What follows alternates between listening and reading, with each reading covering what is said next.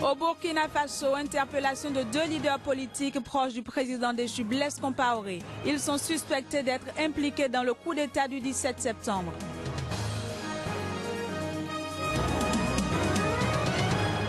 Au Ghana, 7 hauts magistrats ont été suspendus de leurs fonctions. Ils sont accusés de corruption.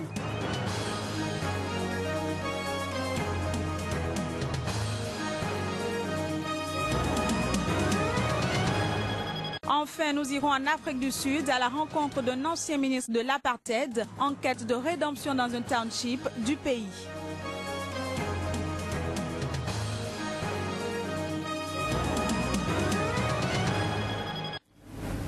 Mesdames, Messieurs, bonjour et bienvenue dans cette nouvelle page de l'information sur Sika. Au Congo, le gouvernement a annoncé lundi la tenue du référendum pour le 25 octobre prochain en vue de changer la constitution. Si elle était adoptée, cette nouvelle constitution permettrait au président Denis Sassou Nguesso de briguer un nouveau mandat, disais-je, en abolissant la limite d'âge pour les candidats auparavant fixée à 70 ans. Notons que Denis Sassou Nguesso, 72 ans, est au pouvoir depuis plus de 30 ans.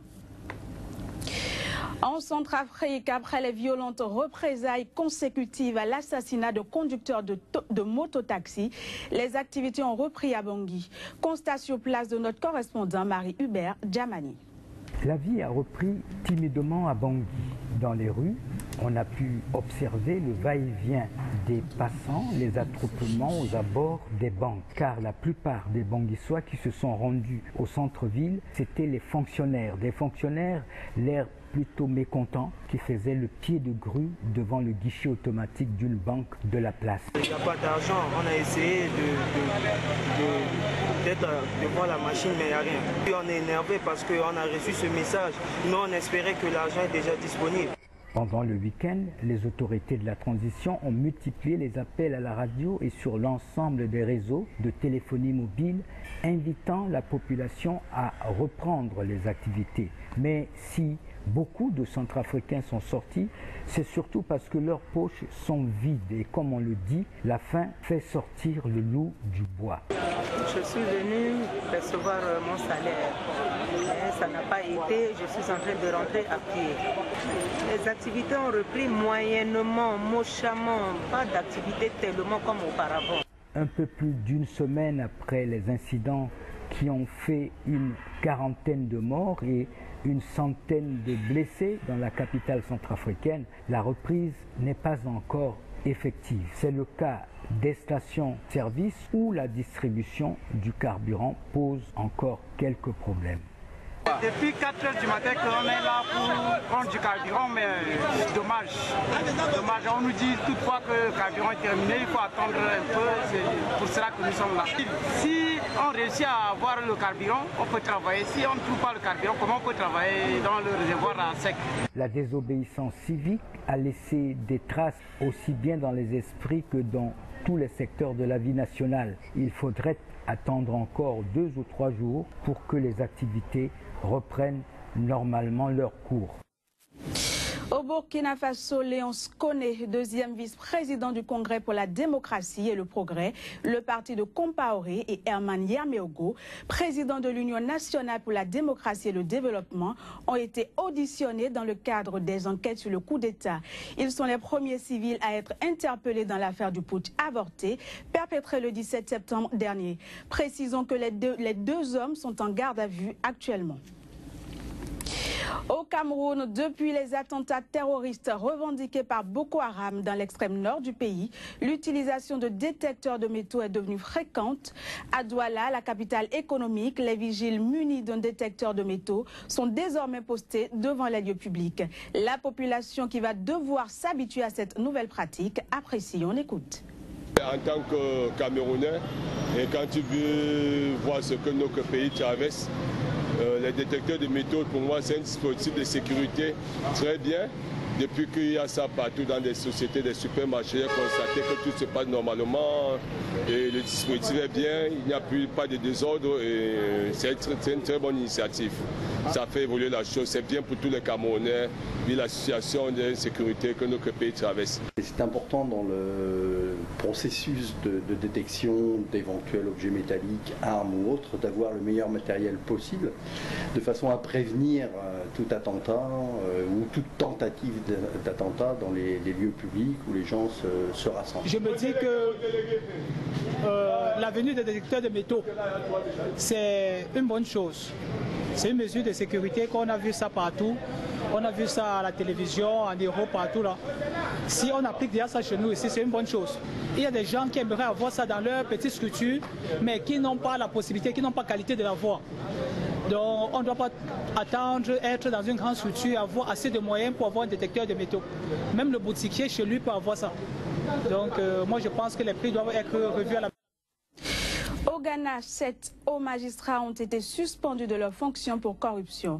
Des suspensions qui interviennent moins d'un mois après le limogeage de 22 juges, après la révélation par un journaliste d'un film les montrant recevant des pots de vin. Après la suspension de ces 22 juges, le 10 septembre dernier, une enquête avait été ouverte contre 12 magistrats d'instance supérieure pour la même affaire. En Afrique du Sud, un vieil homme blanc distribue de la nourriture dans un township au plus déshérité.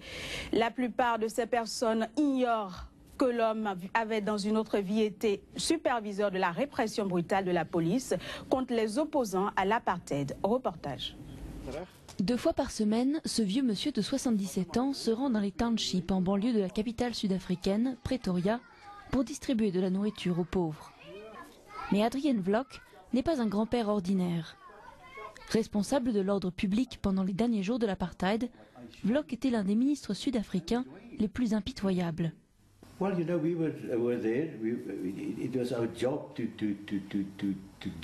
C'était notre boulot d'inspirer la peur aux gens parce que c'était une bataille.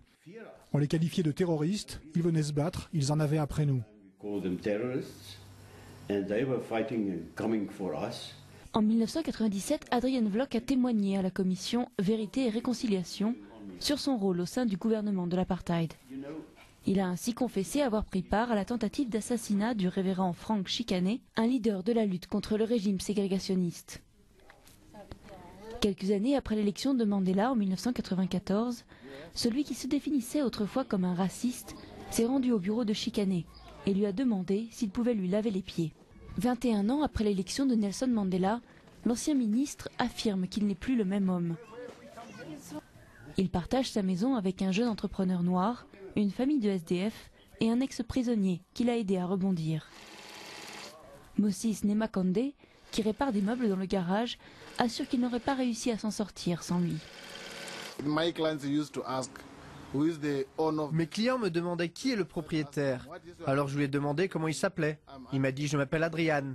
Et j'ai dit à mes clients que cette maison appartient à Adrian Vlok.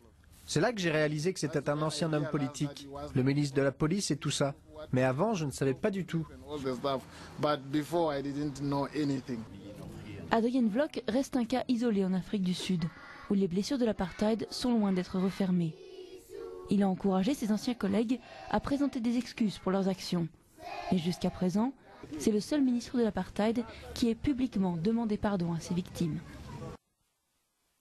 Avec ses 20 millions d'habitants et sa superficie équivalente à 33 fois celle de Paris, Karachi, plus grande ville du Pakistan, peine à étancher sa soif. Et des mafias de l'eau profitent des pénuries pour piller le réseau et revendent le précieux liquide au prix fort aux habitants les plus pauvres. Un camion attendu avec impatience. Il transporte de l'eau, une denrée devenue rare dans ce quartier de Karachi qui n'est pas relié à l'aqueduc. Aujourd'hui, le précieux liquide est fourni gratuitement par la compagnie des eaux. Mais la plupart du temps, les habitants comme Mohamed et Neila n'ont d'autre choix que de faire appel à des gangs locaux. Nous devons acheter l'eau par camion-citerne. Ça nous coûte entre 1000 et 1500 roupies. Et l'eau est salée et boueuse. Cette somme représente un dixième du salaire de Mohamed pour un mois d'eau non potable. Un problème qui s'étend au reste de la ville. Au cours des 60 dernières années, la population de Karachi est passée de 500 000 à 20 millions. Et la mégapole pakistanaise lutte pour étancher une soif de presque 4 milliards de litres d'eau par jour. Les pénuries ont favorisé le développement de mafias de l'eau. Il y a des coins reculés où des gens ont installé des prises d'eau illégales qu'ils protègent avec des armes. Ils font usage de la force pour se brancher sur les tuyaux de la ville, parce que nous n'avons pas d'armes pour riposter. Récemment, les forces de sécurité ont fermé 200 prises d'eau illégales. De nombreux camions-citernes se retrouvent obligés de s'approvisionner légalement. Ici, ils paient l'équivalent d'1 € pour plus de 3000 litres d'eau qui seront revendus 10 fois plus cher. Et même les habitants ayant l'eau courante dépendent de ces camions-citernes. L'eau devrait arriver par les tuyaux, mais ce n'est pas le cas. Les vannes sont fermées en ce moment. Nous n'avons l'eau que pendant 3 jours et les tuyaux restent vides 4 jours par semaine. Une source de colère lors de la vague de chaleur mortelle qui a frappé Karachi cette année. Avec l'assèchement progressif des nappes phréatiques et le coût trop élevé de la désalinisation de la mer d'Arabie, l'avenir s'annonce compliqué. Et les plus pauvres risquent de continuer à payer le prix fort. Passons à présent à la revue de presse, ce sera juste après cette transition. Joaillier Tondi, bonjour. Bonjour Génial, bonjour à tous. Alors au Burkina Faso, la traque contre les putschistes et autres complices se poursuit. Tout à fait, c'est Burkina 24 qui rapporte la nouvelle à sa une. Putsch du 16 septembre 2015, Léon Koné et Eman Yameogo auditionner. Notre temps, il faut sanctionner les acteurs déviants. Notre temps qui donne ainsi la parole au bâtonnier Mamadou Savadogo. Suite judiciaire du putsch, que toutes les procédures soient revêtues du manteau du droit. Nous sommes toujours à la une de notre temps, les martyrs du coup d'État inhumés ce vendredi présidentiel au Burkina avec notre temps citoyen aux urnes le 15 novembre.